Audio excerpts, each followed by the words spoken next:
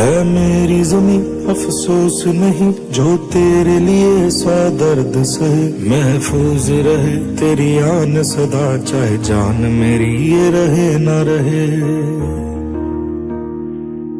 हाँ मेरी जमी महबूब मेरी, मेरी नस नस में तेरा इश्क बहे, फीका न पड़े कभी रंग तेरा जिस्मों से निकल के खून कहे।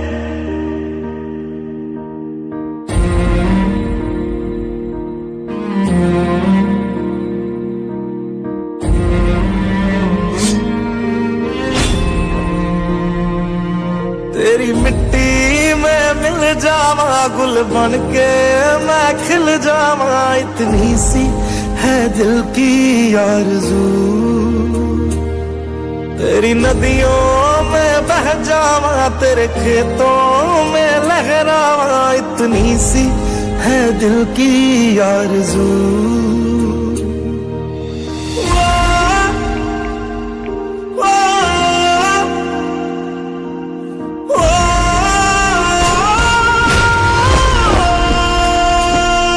सरसों से भरे खलियान मेरे जहाँ झूम के भंगड़ा पा न सका, आबाद रहे वो गांव मेरा जहाँ लौट के वापस जा न सका। ओ वतना में मेरे वतना में तेरा मेरा प्यार निराला था, कुर्बान हुआ तेरी असमत पे मैं कितना नसीबों वाला था।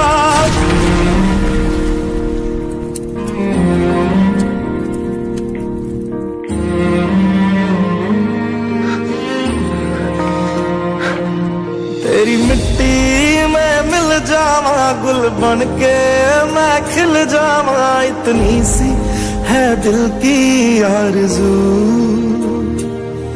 तेरी नदियों में बह जावा तेरे खेतों में लहरावा, इतनी सी है दिल की आरज़ू।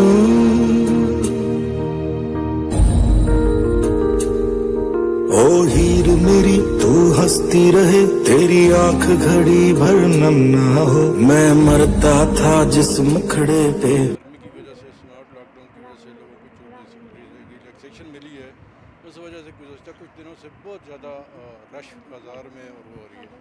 तो कोरोना के केसेस भी दिन ब दिन बढ़ते जा रहे हैं।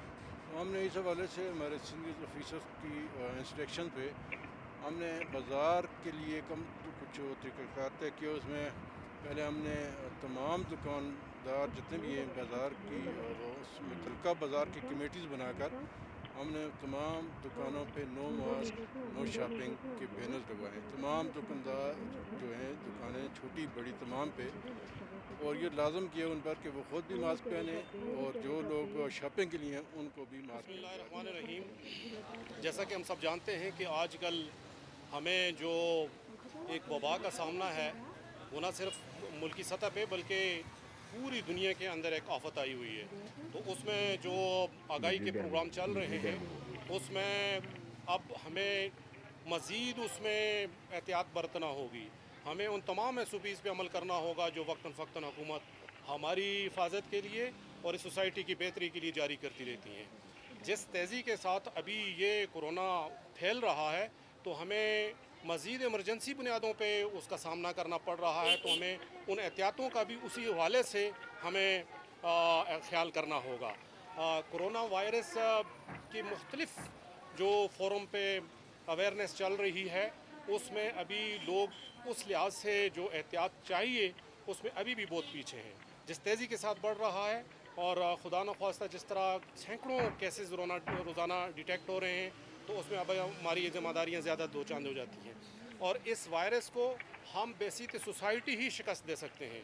हम जब सब इकट्ठे होकर आगे चलेंगे तो इसको शिकस्त देना आसान होगी, क्योंकि ये एक ऐसी हम इस वक्त हम एक एमरजेंसी और हालत जंग में हैं, और एक ऐसी जंग जो गोलियों और बारूद से बिल्कुल हट के है, जिसका सिपाही आपको नज़र नहीं आ रहा है, जिसका मकसद सिर्फ़ और सिर्फ ये है कि इस दुनिया के अंदर जितनी भी इंसान हैं उनको ख़त्म कर दिया जाए।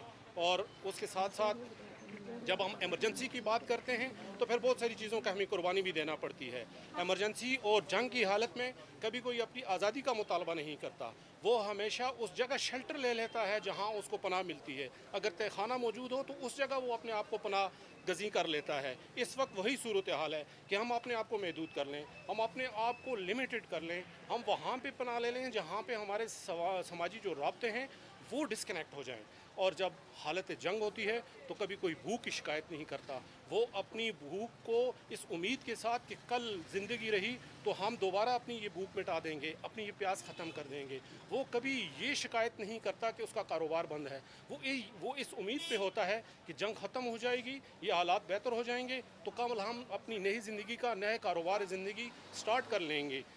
और हर आने वाले दिन पे वो अल्लाह का शुक्र अदा करता है कि अल्लाह ने उसको ज़िंदगी का एक और दिन नसीब फरमाया। तो आज इस वक्त हमारी ये सूरत हाल है और ये एक ऐसी जंग है जिस दुश्मन के साथ हमारी लड़ी जा रही है, वो उसकी कोई हदूद को यूद नहीं है, उसके कोई कवायद ज़वाबत नहीं है, वो किसी जासूसी सिस्टम के बग़ैर अपना काम कर रहा है। उसका टारगेट कोई मज़हब नहीं है, उसका टारगेट कोई सरहद नहीं है, उसका टारगेट सिर्फ़ और सिर्फ इंसान है जो आपस में समाजी राब्ते रखते हैं। लेकिन जहाँ पे इतनी बड़ी जो एक नादीदा और इस तरह की क़ुव्वत है, उसकी कुछ कमज़ोरियाँ भी हैं। उसकी सबसे बड़ी कमज़ोरी ये है कि वो समाजी फ़ासलों के बाद वो ख़त्म हो जाता है। जब आप सोशल डिस्टेंसिंग रखते हैं तो वो कमज़ोर पड़ जाता है।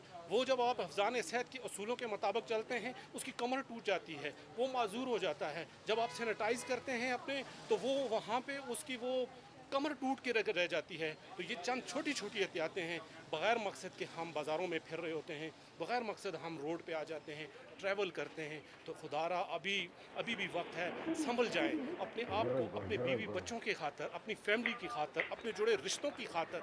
खुदारा ये मेरी रिक्वेस्ट है आप तमाम जो मेरे पैगाम को सुन रहे हैं, अपने लिए अगर नहीं तो अपने बच्चों की खातर, अपने बूढ़े वालिदैन की खातर, इस सोसाइटी की खातर, इस सोसाइटी के एक बेहतर फ़र्द होने की खातर, एक ज़िम्मेदार इंसान होने की खातर आप पे ये ज़िम्मेदारियाँ हैं कि आप उसका एहसास करें, ख़ुद भी उस चीज़ पे अमल करें। और जो आपका हल्का असर है, जो आपका हल्का अहबाब है, जहाँ अल्लाह ने आपको घर का सरबराह बनाया है, तो अपनी सरबराही को रियलाइज़ करें। अपनी अकल आपसे पूछा जाएगा कि आप इनके रिस्पॉन्सिबल थे, आपने इन पर किस हद तक वो किया।